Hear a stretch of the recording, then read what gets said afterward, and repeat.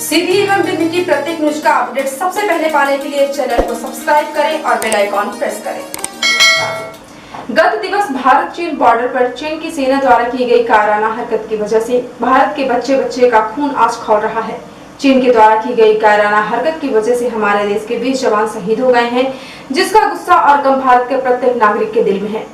Galwan valley में चीन द्वारा की गई कायराना हरकत में बिंद के रीवा जिले के फरीदा गांव के वीर सपूत जवान दीपक सिंह भी शहीद हुए हैं, जिसका पार्थिव शरीर 19 जून को उनके गृह ग्राम पहुंचा दिया गया।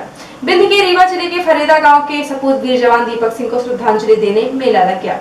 फरीदा गांव के दीपक सिंह अमर रहे के नारे से गूंज उठा। वीर जवान दीपक सिंह को श्रद्धांजलि देने के लिए मध्य प्रदेश के मुख्यमंत्री शिवराज सिंह चौहान, मध्य प्रदेश भारतीय जनता पार्टी के प्रदेश अध्यक्ष बी डी शर्मा, मध्य प्रदेश के पूर्व मंत्री राजेंद्र शुक्ला मौजूद थे।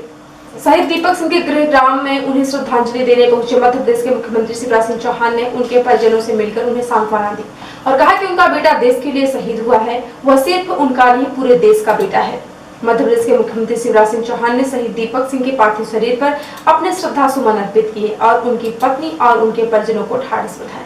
मुख्यमंत्री शिवराज सिंह चौहान ने वीर सपूत शहीद दीपक सिंह के पार्थिव शरीर को कंधा लिया।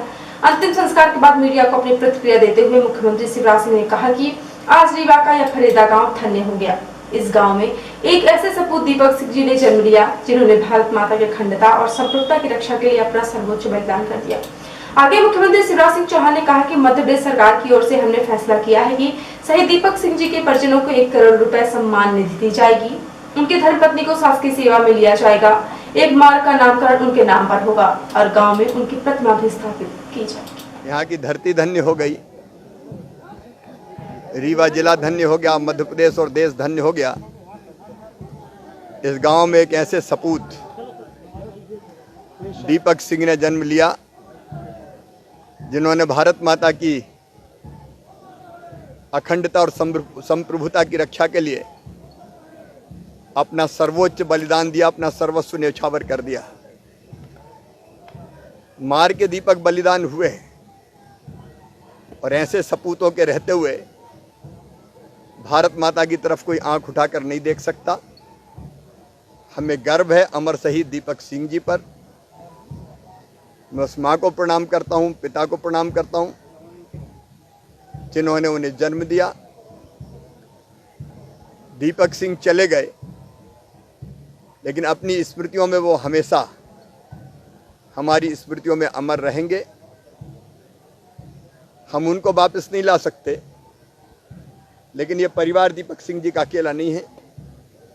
इनके साथ पूरा देश, पूरा प्रदेश खड़ा हुआ है। मध्य प्रदेश सरकार की ओर से हमने फैसला किया है अमर शहीद दीपक सिंह जी के परिजनों को 1 करोड़ रुपए की सम्मान निधि दी जाएगी। उनका विवाह अभी नवंबर में ही पिछले साल हुआ था। उनकी धर्मपत्नी को शासकीय सेवा में लिया जाएगा। एक मार्ग का नाम दीपक सिंह जी, अमर शहीद दीपक सिंह रखने की बात हुई है, वो नाम भी रखा जाएगा। उनकी मूर्ति लगाई जाएगी। ग्रामवासियों से, परिजनों से चर्चा करने के बाद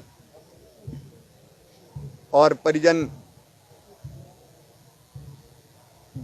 जो भी चाहेंगे उनके नाम और स्मृति को अमर करने के लिए हम वो व्यवस्था करेंगे। वो चले गए, लेकिन उनके चरणों में हम प्रणाम करते हैं। आज श्री गिरीश गौतम जी जो इस क्षेत्र के विधायक हैं, उनको भी आना था, लेकिन राज्यसभा में वो काउंटिंग एजेंट हैं और अभी 5 बजे वोटों की गिनती होनी है। इसलिए उन्होंने मुझे विशेष रूप से कहा है कि शरीर मेरा यहाँ है लेकिन अंतरात्मा फरहदई में है, तो उनकी तरफ से भी मैं श्रद्धा के सुमन अर्पित करता हूँ और परमपिता परमात्मा से प्रार्थना करता हूँ कि वो उनको तो अपने श्री चरणों में स्थान देंगे ही, दिवंगत आत्मा को शांति दे और उनके परिजनों को ये गहन दुख सहन करने की क्षमता दे। ओम शांति। मध्य प्रदेश के पूर्व नेता प्रतिपक्ष अजय सिंह ने एक विज्ञप्ति जारी करके सुझाव दिया है कि देश की सीमाओं की रक्षा करते हुए सेना के जो जवान शहीद होते हैं, उनके परिजनों की सहायता के लिए देश का हर नागरिक अपनी भागीदारी निभाए। इसके लिए हर खाताधारक नागरिक के खाते से हर माह 1 रुपया इस खाते में जमा हो और इसमें एकत्रित राशि शहीदों के परिवारों को दी जाए। यह राशि सरकार द्वारा दी जाने वाली सहायता राशि के अतिरिक्त हो। पूर्व नेता प्रतिपक्ष अजय सिंह ने कहा कि भारतीय सेना के जवान अपने परिवारों को छोड़कर दुर्गम इलाकों में रहकर भारतीय सीमा की रक्षा करते हैं और दुश्मनों से जाबाजी के साथ लड़कर अपनी जान तक दे देते हैं। इन जवानों के परिवारों के प्रति देश के हर नागरिक की जिम्मेदारी है कि वह भी उन्हें आर्थिक रूप से संबल देने में भागीदारी निभाए।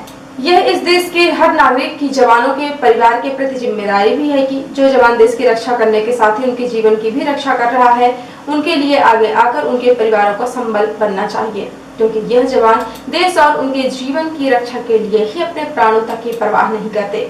श्री सिंह ने सुझाव दिया है कि सरकार इसके लिए शहीदों के नाम जनता कोष बनाए, जिसमें देश के हर खाता धारक के खाते से 1 रुपया इस कोष में जमा हो।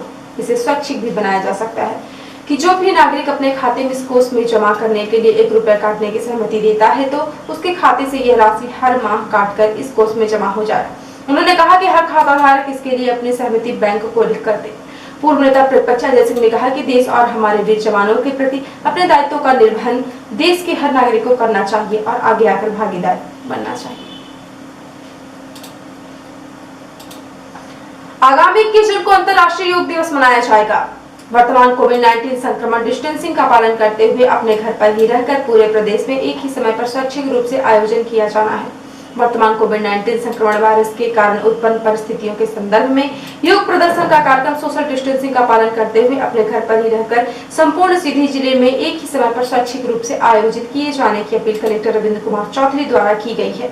कलेक्टर श्री चौधरी ने बताया कि कॉमन योग प्रोटोकॉल 45 मिनट की अवधि का रहेगा, जो दूरदर्शन एवं अन्य माध्यमों से निर्धारित समय प्रातः 7 बजे से 7:45 तक प्रसारित होगा। इस अवधि में जनप्रतिनिधि, गणमान्य नागरिक, सामान्य जन, महाविद्यालय एवं विद्यालयों के विद्यार्थी, एनसीसी कैडेट, विभिन्न योग संस्थाओं के सदस्य, अभिभावक इत्यादि योग कार्यक्रम में घर पर ही रहकर स्वेच्छा से भाग ले सकेंगे। यह आयोजन पूर्णतः स्वैच्छिक है। अस्वस्थता की स्थिति में कदापि आयोजन में सहभागिता नहीं करें। कोविड-19 वायरस संक्रमण के कारण योग का कोई भी सामूहिक आयोजन नहीं किया जाएगा।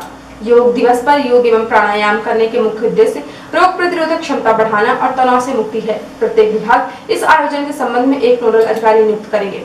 आयुष विभाग भारत सरकार द्वारा योग कार्यक्रम के दौरान किए जाने वाले योगासनों के बारे में एक कॉमन प्रोटोकॉल निर्धारित करते हुए एक ई बुक एवं वीडियो तैयार किया गया है। इसे वेबसाइट से डाउनलोड किया जा सकता है। अंतर्राष्ट्रीय योग दिवस के पूर्व योगाभ्यास करने के लिए आयुष मंत्रालय द्वारा विभिन्न माध्यमों जैसे यूट्यूब, फेसबुक, ट्विटर, इंस्टाग्राम इत्यादि पर सामान्य योगा प्रोटोकॉल के संबंध में आवश्यक जानकारी उपलब्ध कराई गई है। जिला शिक्षा अधिकारी नवल सिंह ने सभी संकुल प्राचार्यों से आयुक्त लोक शिक्षण द्वारा पालकगण से की गई अपील का पालन करते हुए 30 सेकंड का वीडियो एवं 5 फोटो गूगल लिंक पर शेयर करने को कहा है।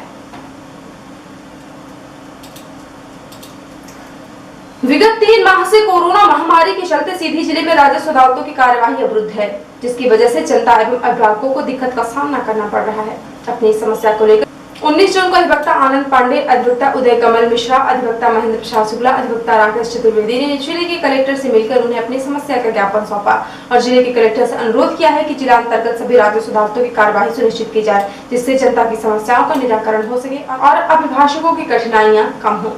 जिले के कलेक्टर को अपना ज्ञापन सौंपने के बाद अधिवक्ता उदय कमल मिश्रा ने सिटी हलचल को अपनी मांगों की जानकारी दी और कहा कि हमें आश्वासन मिला है कि निश्चित ही इस पर सार्थक पहल की जाए। देखिए, वर्तमान में कोरोना के कारण लॉकडाउन था, इसके कारण राजस्व अदालतें पूरी तरह बंद थी। गवर्नमेंट का ऐसा रूल्स आया है कि बसों का संचालन हो, आवागमन किसी न किसी रूप में चालू हो गया है, तो राजस्व अदालतें चालू हों, क्योंकि इसके कारण क्षेत्र में बहुत विसंगत है। राजस्व के मामले बहुत सारे आ रहे हैं, लोग रास्ता बंद कर रहे हैं, ज़मीन जोत रहे हैं, अब कोई पीठासीन अधिकारी बैठ नहीं रहा है अपने सीट पर, इसके कारण जनता को बहुत दिक्कत है। इस कारण हम लोग कलेक्टर महोदय के पास आए, अनुरोध किए कि राजस्व की अदालतें संचालित किया है। उन्होंने आज आश्वासन दिया हम कि नहीं, निश्चित है हम लोग कोई इसका सलूशन निकालते हैं और शीघ्र ही ऐसी व्यवस्था करते हैं कि राजस्व अदालतें संचालित हों। कलेक्टर रविंद्र कुमार चौधरी द्वारा निर्देशित किया गया है कि सामान्य क्लिनिक एवं फीवर क्लिनिक को अलग अलग गाइडलाइन एवं प्रोटोकॉल के अनुसार संचालित किए जाएं। आवश्यक सामग्री, उपकरण, साफ सफाई, पेयजल व्यवस्था, सैनिटाइज, हाथ धोने की व्यवस्था एवं सोशल डिस्टेंसिंग बनाए रखने के लिए ओपीडी में गोले बनाने आदि व्यवस्थाओं को दुरुस्त करते हुए फीवर क्लिनिक में केवल सर्दी, खांसी, बुखार के मरीजों को देखा जाए व जाँच किया जाए। मुख्य चिकित्सा एवं स्वास्थ्य अधिकारी डॉक्टर बीआर मिश्र ने उक्त के पालन में समस्त फीवर क्लिनिक प्रभारियों को गाइडलाइन का अक्षर से पालन करने के लिए निर्देशित किया है। इसके साथ ही समस्त प्राइवेट प्रोटेक्शन को निर्देशित किया गया है कि सर्दी, खांसी, जुकाम, बुखार व खराश के लक्षण वाले संदिग्ध मरीजों की जानकारी प्रतिदिन नियमित रूप से स्वास्थ्य विभाग को भेजना सुनिश्चित करें। उन्होंने कहा कि पूर्व में देखा गया है कि जुकाम, खांसी, बुखार के लक्षण वाले मरीजों की ही कोरोना रिपोर्ट पॉजिटिव आई है, इसीलिए इस तरह के लक्षण वाले मरीजों की मॉनिटरिंग आवश्यक है। डॉक्टर मिश्रा द्वारा समस्त जिले वासियों से अपील की गई है कि गैर शासकीय अस्पताल जो कि कोरोना संक्रमण रोकथाम उपचार के लिए चिन्हित नहीं है, प्राइवेट प्रेडिक्शन अथवा झोला छाप दवाई करने वाले लोगों से उक्त लक्षण होने पर उपचार न कराएं। यदि ऐसे उपचार करने वालों की जानकारी प्राप्त होती है जो कि असहयोगात्मक रवैये से पैसे के लालच में इलाज करते हैं और स्वास्थ्य विभाग को उनकी जानकारी नहीं देते हैं तो कड़ी दंडात्मक कार्रवाई की जाएगी। और अब फिर से प्रादेशिक हलचल। मध्य प्रदेश राज्यसभा चुनाव में भाजपा की ज्योतिरादित्य सिंधिया और सुमेर सिंह कांग्रेस के दिग्विजय सिंह जीते, फूल सिंह बरैया हारे। देश पर न्यौछावर हुए शहीद दीपक सिंह को नमन करने उमड़ा जन सैलाब, मुख्यमंत्री शिवराज ने शहीद को दिया कंधा। इंदौर में कोरोना के लगातार बढ़ रहे केस, 55 नए संक्रमित, 4 की मौत, अब तक 4246 पॉजिटिव, 189 ने दम तोड़ा। और राज्यसभा चुनाव में कोरोना संक्रमित कांग्रेस विधायक कुणाल ने पीपीई किट में दिया वोट, डॉक्टरों की टीम भी रही साथ। और अब पैसे राशन ऑल पार्टी मीटिंग में सोनिया ने मोदी से पूछा क्या चीन के बारे में इंटेलिजेंस रिपोर्ट नहीं मिली थी। चीन से झड़प के बाद भारत की तैयारियां, फाइटर प्लेन बॉर्डर के पास भेजे गए। एयरफोर्स चीफ ने लेह का अचानक दौरा किया। चीन के कब्जे में थे हमारे जवान, गलवान में झड़प के 3 दिन बाद भारत के 2 मेजर समेत 10 जवान रिहा। और सुरक्षा बलों ने कश्मीर में 24 घंटे में 8 आतंकी मारे, मस्जिद में छिपे 2 आतंकी शामिल। और अब पेश है प्रमुख खबर। मुख्यमंत्री शिवराज सिंह चौहान ने फरीदा गांव के वीर सपूत जवान दीपक सिंह की अर्थी को दिया कंधा। कहा दीपक सिंह जी ने संप्रभुता की रक्षा के लिए अपना सर्वोच्च बलिदान कर दिया। पूर्व नेता प्रतिपक्ष अजय सिंह ने दिया सुझाव, शहीदों के नाम पर बनी जनता को हर खाता धारक के खाते से सहमति के आधार पर काटा जाए 1 रुपया। 21 जून को अंतर्राष्ट्रीय योग दिवस पर घर पर ही करें योग, कलेक्टर रविंद्र चौधरी ने लोगों से की सहभागिता की अपील। सीधी जिला अंतर्गत सभी राजस्व अदालतों की कार्यवाही सुनिश्चित करने अधिवक्ताओं ने कलेक्टर को सौंपा ज्ञापन। और सामान्य क्लिनिक एवं फीवर क्लिनिक को अलग अलग संचालित करने के कलेक्टर ने दिए निर्देश। तो ये थी आज की खास हलचल। यदि आप हमारी न्यूज फेसबुक पर देखते हैं तो हमारे फेसबुक पेज को लाइक और फॉलो करें, और यदि आप यूट्यूब पर देखते हैं तो हमारे यूट्यूब चैनल को लाइक, शेयर और सब्सक्राइब करें, साथ में बेल आइकॉन प्रेस करें ताकि जब भी न्यूज चैनल पर अपलोड हो आपको उसका नोटिफिकेशन मिल जाए। यदि आप ताजी न्यूज पोर्टल पर पढ़ना चाहते हैं तो लॉग इन करें www.ntvindianews.com। सीधी एवं बिंदु क्षेत्र की प्रत्येक न्यूज का अपडेट सबसे पहले पाने के लिए जुड़े रहें नवीन नेटवर्क सिटी चैनल के साथ। नमस्कार।